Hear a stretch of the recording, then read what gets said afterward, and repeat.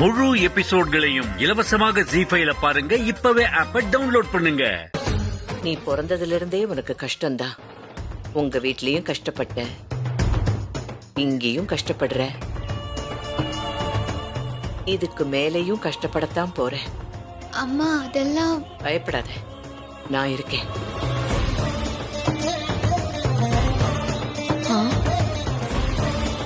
சாபங்களே வாழ்க்கையான உனக்கு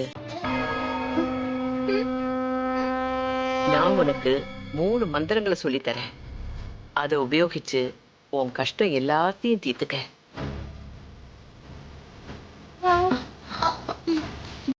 வா.